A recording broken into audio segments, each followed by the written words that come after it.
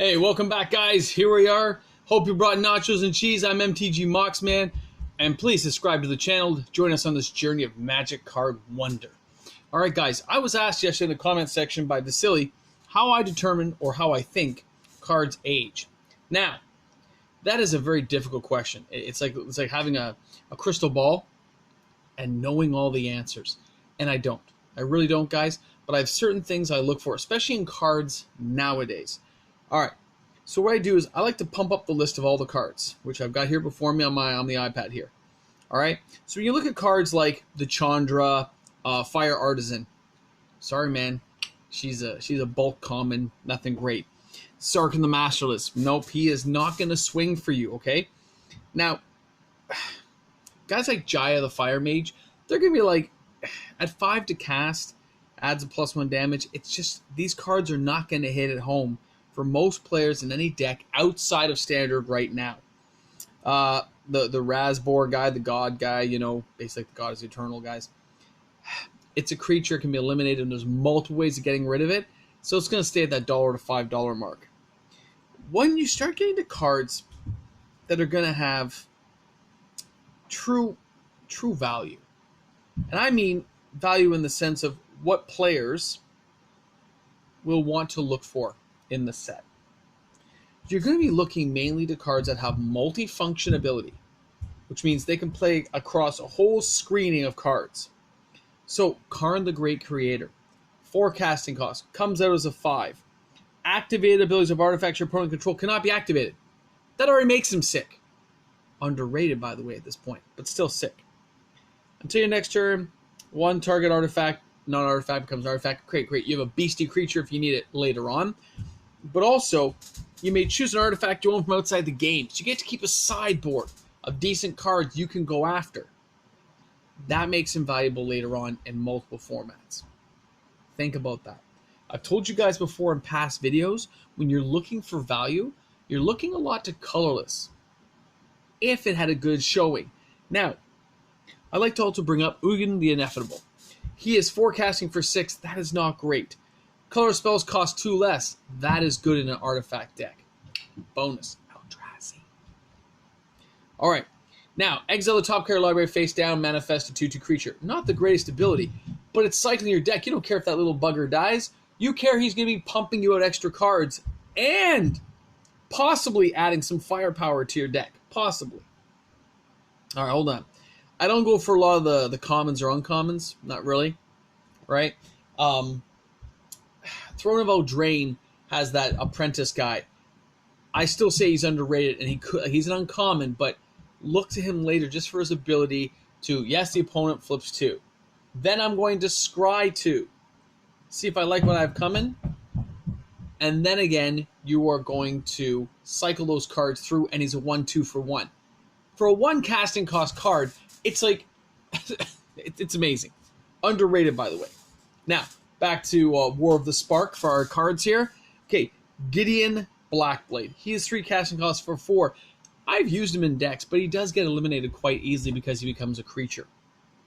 But in the right deck, he is still quite playable because he is kind of like, you can't destroy him, right? Like, he's indestructible. So he's hard to get rid of. Now, the other guards like Orteka, Knefit, they are all going to see a little bit of play, fringe play, just based on the fact they're hard to get rid of. They can keep coming back. Great for cycling decks.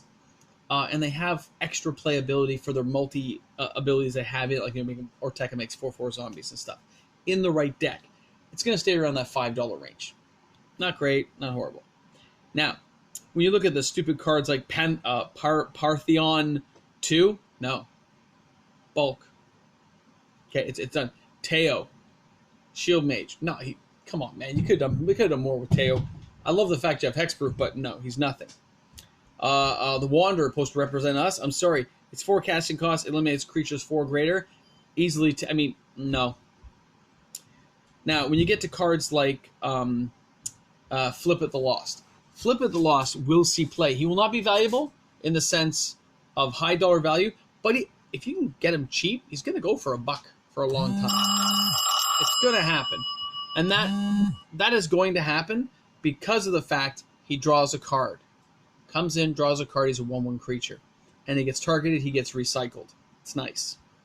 Jace, Wielder of Mysteries. Now, he has 4 to cast for 4, but he does flip 2, draw a card. He's not a horrible guy. He won't have major play, but a little bit. Kesmina, nothing. Now, Narset. We already know Narset is good. Sorry. Phone call I'm ignoring. My bad. My apologies. Narsat, Parter of the Veils.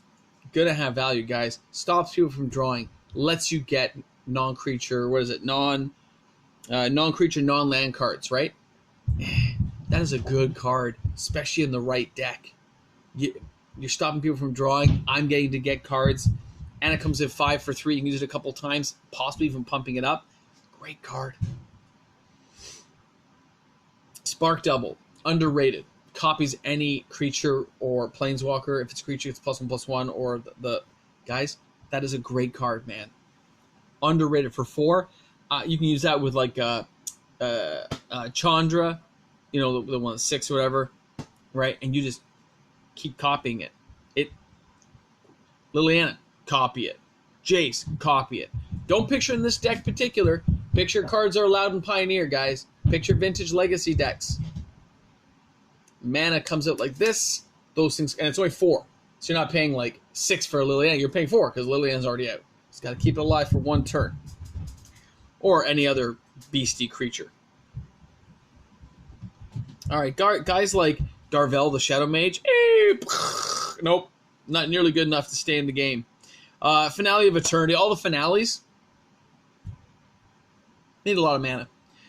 God Eternal Bond too. Same thing. He's not bad. Liliana will have some play in the right decks, zombie decks, especially theme decks, commander decks. It'd be fun, right? So she's going to see play just because of that. But let's not forget, guys, it was still open to Oblivion. But value-wise, I look for cards that have multi-effects. Okay? Or it just, I mean, it just happened to be a wicked card. It's a badass card. It does happen, right? There's just some cards you go, damn, that's a good card. Like Emery the Lock Lurker, that is a great card. I'm sorry. She's awesome. Got to build a deck around her. Mox Amber. Awesome. Underrated card. Remember, if you're new to the channel, hit subscribe. All right. So, when you look further down the list, you see there's not an insurmountable amount from War of the Spark that are amazing. But there are so many utility cards here that we'll see play in other decks just because of the multifunction that I can see cards, a lot of them go, I mean, especially if you can handle bulk, there's going to be value here for people. Okay? Maybe not the highest value. Guys like Krenko, the Street Kingpin, stuff like that. It's not bad, I'm telling you. There are ways to keep these bad boys alive. You will be okay. Stuff like Arlen, Pack of the Wolf, no. Okay, Bond of Flourishing. Again, this is an uncommon, but think about this. 1 green, 1 other. It is a sorcery, so it's not the fastest. But look at the top 3 cards. Reveal a permanent card from among them. That gets you land. It gets you a creature. It gets you an enchantment. And I'm going to gain 3 life. That's not bad. Now you're putting the cards at the bottom of any order. Who cares? But the gaining life and getting a card. For 3, I've used that card all day long. All right. Who else? No, those ones. All right. Nissa. Shakes the World. It's a good card, guys. I gotta be honest. Pumps out extra mana, pumps out creatures.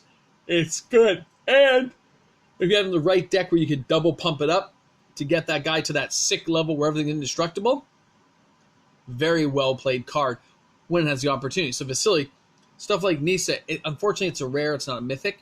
Remember, guys, mythics generally gonna be harder to get. As long as it's not a bulk mythic and you do a little research and watch the card go up or down, you'll be okay. Vivian, no. All right, Johnny the Great Heart, even that puts counters on stuff and that. It's gonna see a little bit in my value, $2 to $5. If you can get it cheap though, not bad. Most of these other ones I don't see here. No, I'm flying through some here. Okay, Nicobolus. Nicobolus is gonna have value, mainly because he's Nicobolus. This is not the greatest Nicobolus I've ever made. Actually, he's kind of weak compared to previous ones, which is funny, isn't it? Considering this is supposed to be like him taking people's sparks. But at the same time, okay. He's a decent card. He's 5 to get out, but he's a multicolored 5, so that's kind of hard. But if played well and in the right deck with Spark Double and Fear combo cards, it's going to be fun for people. And they're going to remember this nostalgic and they're going to want some. So it'll have value. Sorin, no. Tamio, no. Okay, Teferi, he's going to be a steal all day long. 3 to get out, comes in a 4, unsummon things. Unsummon your own stuff. Just to keep drawing. Going to have value, $20 up. Okay, Ashiok, in the right deck, this is going to be a $5, $10 card. Dovin, no. Kaya, no. Kiora, Behemoth Beckoner. Underrated right now, especially when you can untap the new Nyx Lotus right away. Remember that card. Saheeli Sublime Artificer, it's not going to be real value. Same with Vraska, no. And most of the artifacts, no. Blasphemy will be okay. Karn's Basin, same thing. It's going to have a little bit of value because it can proliferate, right? And it's a land, so you can still tap for mana. So those ones will have a little bit of value. Those are the cards I've called out to you I see having value in the future, guys. And they're ones that I will keep an eye on. I'm keeping an eye on Karn. I'm keeping an eye on Ugin. I'm watching Teferi. M20, I'm watching Chandra. Can't be countered. Remember that. Spark Double, lower on my tier, but it's a watchable card. Okay? Those are the ones that really caught my eye at this point. There's other cards like Cure that I'm like, I don't think it'll go high. Narsat, I'm like, everyone knew Narsat was going to have value, so it's like, it's not going to do much right now. But it's going to stay around that $5 to $10 range for a very long time, and I don't think they're going to reprint that anytime soon, unless it's in a special set later on. And, Wizards been kind of quiet on this stuff. They're going to keep it to that Secret Lair stuff, I think, for a while, because people keep buying them. I am not one of them. I am not buying Secret Lair. Sorry. It doesn't get me. So, anyway, thanks for tuning in, guys. Thanks a lot for taking the time to watch me tonight. There is my view on War of the Spark. That's what I think is going to happen. Those are the cards I'm watching personally. I don't have the crystal ball. I just do what I do, and my gut really doesn't let me down very often. So, awesome for me. All right, guys, thanks a lot. If you're new to the channel, again, please hit subscribe. Love to have new people join us every day. Thanks again.